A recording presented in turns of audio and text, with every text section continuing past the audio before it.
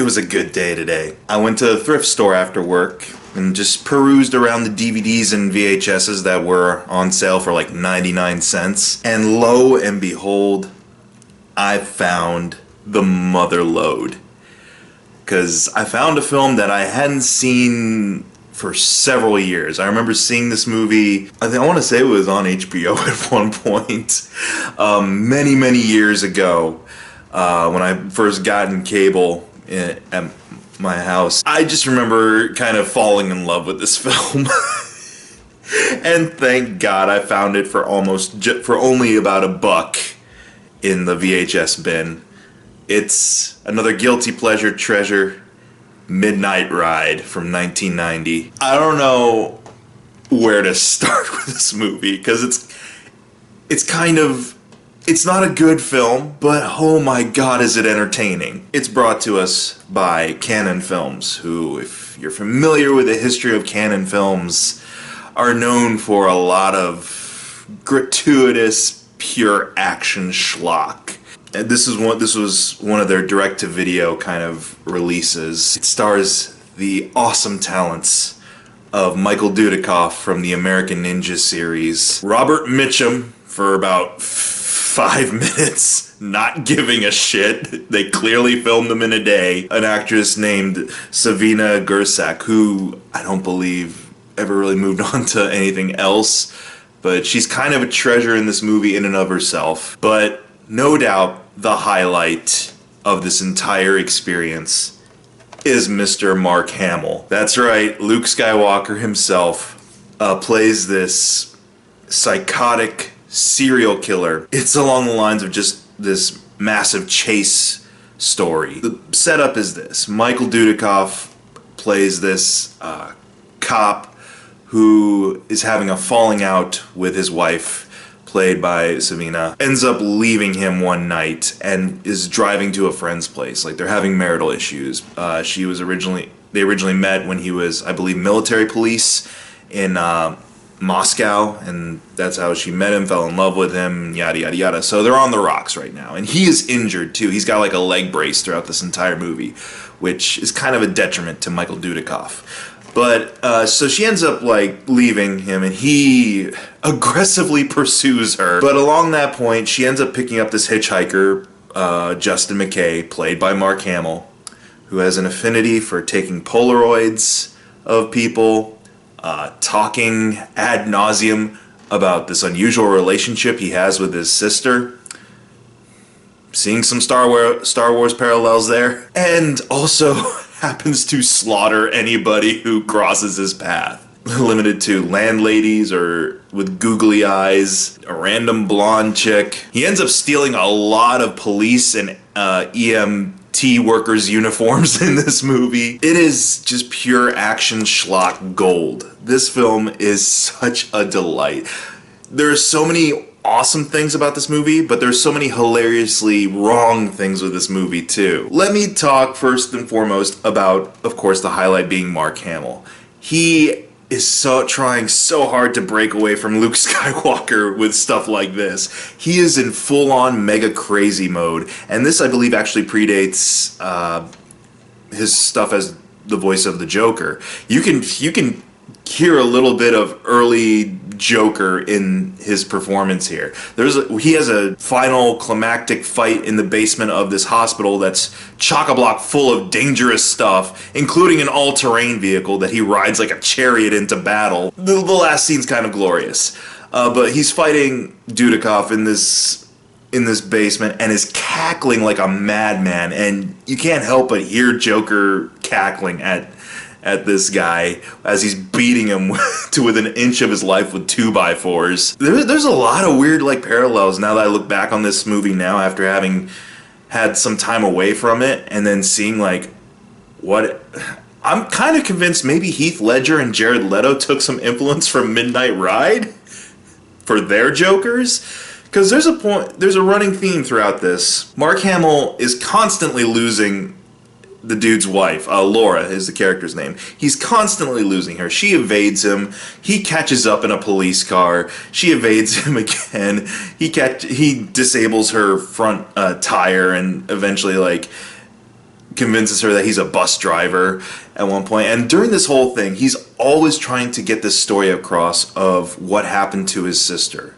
And it turns out, like, he comes from an extremely fucked up family, and his mother apparently put a butcher's knife through his sister's head because she was alcoholic and psychotic, and he was devastated by the loss and traumatized and sought help from Dr. Hardy, who is Robert Mitchum, who is very kind of blasé about the fact that one of his former patients is a serial killer. While he's telling this story about his sister and his family, it is hauntingly reminiscent of, you want to know how I got these scars? Like, he gets into that kind of timbre and almost that rhythm of, Laura, did I ever tell you about my sister?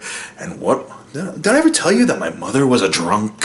One night, she goes off crazier than, like, there's that one point where it feels like he almost said, one night, she goes off crazier than usual. I'm just like, watching it now with that other performance in the back of my mind somewhere from The Dark Knight from Ledger, I'm like, did Ledger watch this movie perhaps? I don't know. But then there's other parallels. Like, there's a plot point where Hamill is convinced he can get Laura to see his way of things and get her on his side by giving her electroshock therapy at the hospital. Sound familiar, anybody? Possibly from a very, very equally stupid movie from this past summer involving the Joker, involving a woman he electrocuted and turned insane. Harley Quinn. It's kind of weird almost to kind of revisit this very hammy but very enjoyable Hamill performance and kind of see, like, I'm curious if Leto or if Ledger took some influence from this. Probably not, but it's kind of weird. Like, you have to watch these moments in this movie and kind of have those performances in your mind to kind of line them up a little bit. And it works, I guarantee it.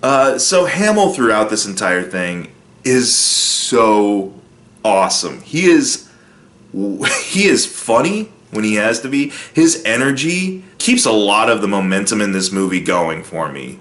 And honestly, he has way more charisma than any of the other actors in this film. No knock against Dudikoff. I liked what he did in the American Ninja stuff, but you're not really utilizing a dude who's a well-practiced martial artist to the best of his abilities when his entire character is he's hampered by a leg brace throughout the entire movie. That's the thing. The action, the car chase stuff is okay, and in pure canon fashion, anytime a car crashes into another car, it has to blow up beyond every stretch of reality. Like, there's a point Hamill ties Dudikoff to the hood of his car and rolls it down a hill. Dudikoff breaks free, and the car just rolls on into colliding with a station wagon with a family of like 4 in it, and both cars just instantaneously blow up.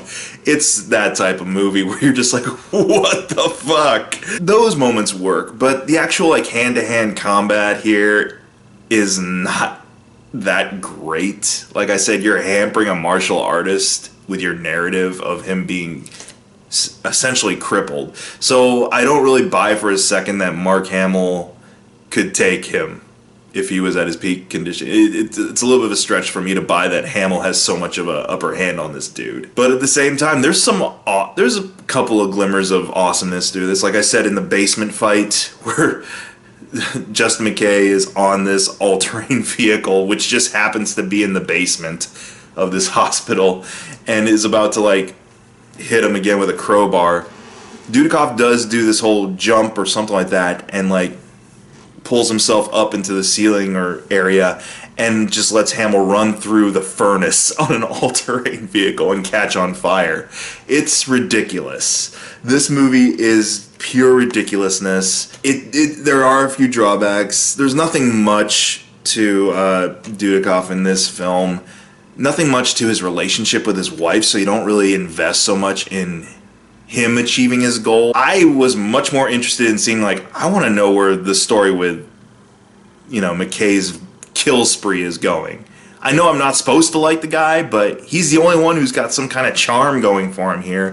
Dudikoff is a verbally abusive prick, honestly, in this film. And the fact that he straight up pretty much gives hot pursuit on his wife, that, I'm like, you might be trading up, lady, by getting the psychopathic hitchhiker on your good side, more so than going back to this asshole.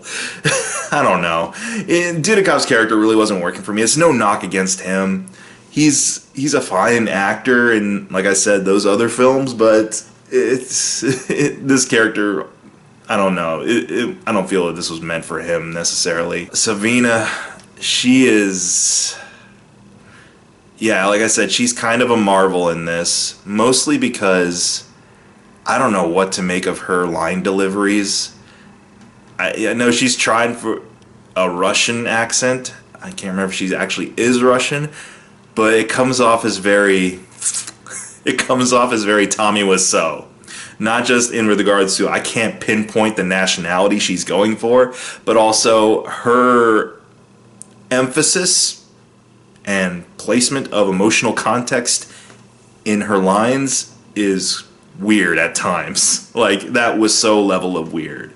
That, I did not hit her, it's bullshit, I did not. It's not as bad as Tommy Wiseau, but it is unnervingly close to that territory. And poor Robert Mitchum. I'm pretty sure they only had him for a day. There are times where it looks like he is being filmed separately from everything else that's going on, and he could not care less about being in this movie. His whole response to Mark Hamill, "No, Justin, please, let's not do this. Let's just talk. Justin, please. Ma'am, I apologize about Justin kidnapping you. He came from a very broken household, and I should have known from the beginning that he was a sociopath." I swear I could almost see him falling asleep during the scene where Hamill is electrocuting her. Oh, Robert. It's just a glorified cameo. And yeah, I'm pretty sure it only entailed like one day of work for him. Whatever. It adds to kind of that so bad it's good quality in this movie, but I genuinely have some good memories associated with this film, and if you can find a copy of it, I mean, I think you can find it online somewhere, definitely, but if you can find a mint condition, like VHS copy of this movie, by God, go ahead, have yourself a watch.